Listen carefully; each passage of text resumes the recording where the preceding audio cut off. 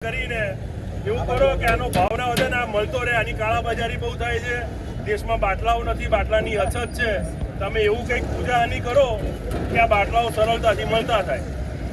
અને મોદી સાહેબે પેલી ગટરમાંથી ગેસ ઉત્પન્ન કરવાની પોતાની પેલી શું કહેવાય સ્પેશિયલ જે ટેકનિક હતી એને અપનાવવી પડે.